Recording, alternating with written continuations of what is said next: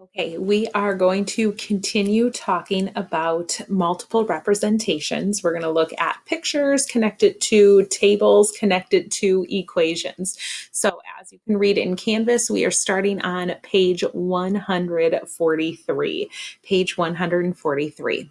At some points during this video, I'm going to ask you to pause and work out some math on your own. And I really, really hope you truly do that. And then, of course, unpause and check your work. So we're going to start right with the opener. So a sequence is shown in the picture. So we can see figure 1 has 2 dots. Figure 2 has 2 more dots stacked on top.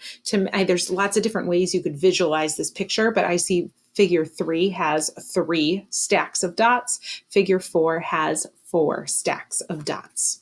So our first to do is to organize the information into a table. Now remember, this process column is our work column. You may have things there, you may not have things there. When we go to eventually write a rule in number 2, then you may end up coming back and writing in the process column. But remember, you don't always have to have something in the process column right away. So first, we have figure number. Now we can notice every single one of these are labeled. So figure 1, the number of dots. Well, figure 1, we have 2 dots. So I'm just going to copy in that information. I'm just copying it from up above. Figure 2, so I'm going to put in my figure number, has 4 dots. I want you to go ahead and pause it and then finish the table for the next 2 figures. So go ahead and pause it. Okay, so you filled in figure 3 has 6 dots and figure 4 has 8 dots. Notice I wrote nothing in the process column yet, and that is okay. I might do that now though. We want to write an algebraic rule for the table. So we are going to use, as it says, the variables n and d. Now, if you are more comfortable changing those to x and y, totally okay as well. But we are going to focus on using n and d. So when we write our rules, it's always our output variable. So d is equal to, what do we do with this number to get this number? So we're going to run through our process. How do we turn a 1 into a 2? Well, the first thing you might think is, oh, add 1. So here's my input 1. I'm going to add 1, and indeed that gave me 2. But if this is the correct rule, that's got to work all the way down. So I'm going to switch my input to a 2, and I'm going to try adding 1.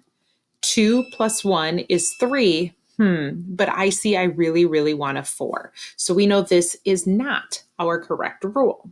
So we're going to ask ourselves again, sorry about that, how do I turn a 1 into a 2?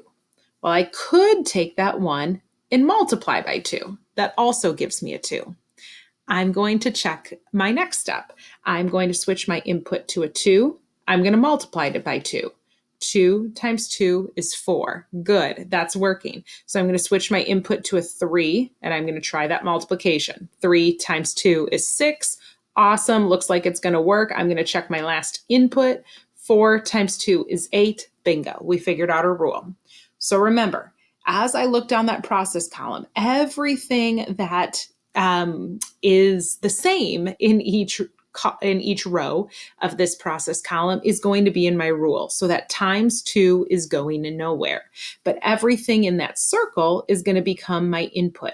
It changes. I can't write a 1, 2, 3, 4, but I can put the n there. So my rule, the number of dots d, is the figure number times 2. And I could also write that as d equals 2n. Awesome. We are going to work through one more, a little bit more advanced problem together. So I want you to go ahead and move down to the core.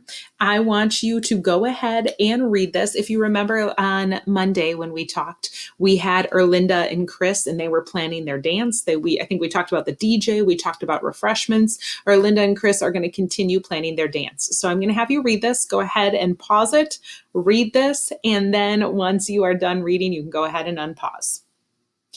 Okay, so we know Erlinda and Chris are trying to push their tables together. They don't have enough space to have all the tables separate. You can see by this picture that they are pushing the tables together. So nobody is able to sit right in here because you can't sit on top of the table as much as you want to. So we're probably going to have to keep flipping back to this page, but go ahead and flip the page and we're going to record some of this information on the next page. Okay. So flip over my book here.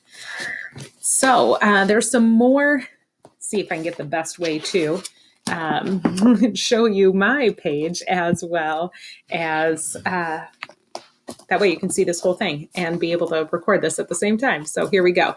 Arlinda and Chris, we have a picture of their tables all pushed together. We are going to record the number of people that can be seated. And ultimately, we're going to try and figure out how are we figuring out the number of seats? Can we figure out a way for figuring out the number of people that can be seated without just counting around the outside? So here we go. We know one table. There's nothing to be pushed together. It's a hexagon. There are 6 people that can be seated. Now with 2, I have 1, 2, 3, 4. I'm making little dots, kind of like the previous page. I'm going to have 4 on the other side and then 2 on the outside. So I have 4 across the top, 4 across the bottom, and 2 on the outside. So maybe you see it that way, same as me. 4 across the top, 4 across the bottom, and then 2 on the ends. Well, 4 plus 4 is 8, 9, 10. We are going to have 10 people seated at 2 tables. Okay, 3 tables pushed together. This time, the way I see it is I see 6 across the top, and then it'll be 6 across the bottom. 2, 3, 4, 5, 6, and 2 on either end. 1, 2, or 1 on either end for a total of 2. 6 plus 6 is 12, plus 2 more is 14. Okay, I want you to fill out the rows for 4 and 5. Now you'll notice this table continues for 20, 100, and N. Don't worry about that yet. I want you to pause it, figure out 4 and 5, and then you can go ahead and unpause. Okay, now that you've figured out 4 and 5, we are going to look at that together. We are going to look at that together. Now, there might be another way you can look at counting up how many people are at each table.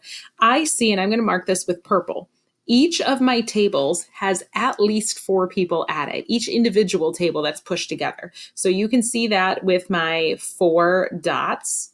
For my next table, I followed it with 4 X's. I'm going to switch back to the dots just so we can separate that and see each table individually, and followed by 4 X's. So notice I have 4 tables, 1, 2, 3, 4, each of which seat at least 4. And then I have my 2 end people. 4 times 4 is 16, plus 2 is 18. Now, I wonder if that idea of identifying how many people are at the table, if that can continue all the way through. Now, notice again, different ways of counting up how many people are at each table. The way I did these 2 in blue, I counted down each row, 4 and 4, plus the ends of 2, 6 and 6, ends of 2. You may have said 8 and 8, and the ends in 2. I'm just looking at this in a different way. Some of you may see these patterns in a different way, and that is absolutely okay. So I'm going to go to 5. Notice in this case, again, I'm going to go this route. Each hexagon has at least 4. So I'm going to mark them with X's and dots, just alternating tables so it's easier to identify which table each person is sitting at. I have 5 tables, and there's at least 4 people at each table, plus I have the 2 from the ends, 1, 2. 20, 5 times 4 is 20, plus 2, I'd have 22 people seating at this table. So which route might be easier for figuring out 20 tables pushed together or 100. Do I expect you to draw out 20 tables? Heck no. 100? Absolutely not. So which of these two patterns might be easier to figure out how many people would sit at 20 or 100 tables? Well, 4 and 4 for 2 tables, 6 and 6 for 3. Is there a relationship there? There is. I think this route is easier for looking at a larger number of tables. Every hexagon always has at least 4 people. Even if I go back to these previous 2 rows, every hexagon has at least 4 people, plus I have the 2 at the end. So if I think about 20 tables, I would have 20 tables, each of which have 4 people at them, plus I have my 2 at the ends. Just like my previous ones, I'm going to circle what changed. 4 tables with 4 people plus the 2 at the ends. 5 tables with 4 people plus 2 at the ends. Now I'm at 20 tables of 4 people plus the 2 at the ends. 20 times 4 is 80 plus 2 is 82. Okay, so 100, pause it. Can you figure out how many people would sit at 100 tables pushed together? Okay, walking through the same process. I have 100 tables, each of which seat at least 4 people, plus I have my 2 people at the end. 100 times 4 is 400, plus 2 is 402. 402 people. Now, take a lot of space to push together 100 tables, but we could still figure it out. 402 tables. So now notice this very last row. It has n, not 5 tables, not 20 tables, n tables. This is really saying write your rule. Write your rule. This is what having n is write your rule. How would I figure this out for any number of tables? Well, we realized the number of tables is what is circled. The number of tables is what keeps changing. So this is going to become my n. For any number of tables, I have at least 4 people at each table plus my 2 at the end. So if I wanted to rearrange that a little bit, my number of people at any number of tables is 4 times the number of tables plus the 2 people for the n. The cool part about a rule is it makes solving problems a little bit easier. So we're actually going to jump down here to number 3. We are going to jump down here to number 3. How many tables will be needed to seat 50 people? I'm going to copy down my rule. I have P equals 4n plus 2, and I just copied that from the last row. P equals 4n plus 2. Now it is helpful to remember, what do those variables represent? P, if I look back up in my table, is my number of people. Sorry for the beeping, you guys. And n is my number of tables. So how can a rule help us answer this question? Well, we want to know how many tables. Our answer needs to be tables, which means our answer is n. I'm not plugging something in for n. I am trying to answer what is n. How many tables will be needed to seat 50 people? So I know that I have 50 people. I have a number for P. So I'm going to go ahead and replace that P with 50. And I am going to copy down my rule. Now we have a couple options at this point. One really great option is some guessing and checking. Looking back at our table, we had 5 tables, sat 22 people. I need to seat 50. So I know that I'm going to have more than 5 tables. I could do some guessing and checking. I could say, hey, you know what? Maybe it's 6. So I could plug in a 6 for n, and I could try. 4 times 6 is 24, plus 2 is 26. Nope, we want 50. It's not 6 tables. I could keep guessing and checking. Something else we could do, though, and we will talk about this more later, you probably did this last year, we could solve the equation. We could work backwards. To come up with 50 people, we had multiplied by 4 and added 2. So I'm going to undo that. To undo adding 2, and yes, I'm going to work into number 4, that's okay. I'm going to subtract 2. I am going to do the opposite. So 50 minus 2, I'm going to undo it. We would have taken the number of tables, multiplied by 4, then added 2. So I'm going in reverse. I'm going to subtract 2. And now I'm going to undo that multiplication. And we know to undo multiplication, we are going to divide. So our n, our number of tables, 48 divided by 4 is 12. It would have taken us 12 tables to seat 50 people. And again, I could check that. I could plug it back into my rule. My rule was 4. Move this so you can see it a little bit better.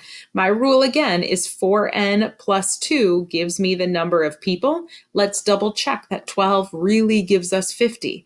So I'm going to plug that 12 in for n, make sure we really get 50. So 4 times 12 is 48, and 48 plus 2 is 50. Yes, 12 tables will really be enough for 50. So again, I know many of you, when we were talking about representations, you're like, I love the graph. Graphs are great, you guys. You said you love the table. Tables are great. But what happens when you're dealing with numbers larger than what's on the table, or numbers that our table just hasn't gotten to yet? Sometimes the rule is more direct to get us to the answer. So at this point, I'm going to have you look over at number 1 in the homework, actually 1 through 8 on the next page, page 145. I'll deal with the same problem. I want you to stop this video. I want you to read that, give it a try, and in the next video, I'm going to give you some hints about that homework.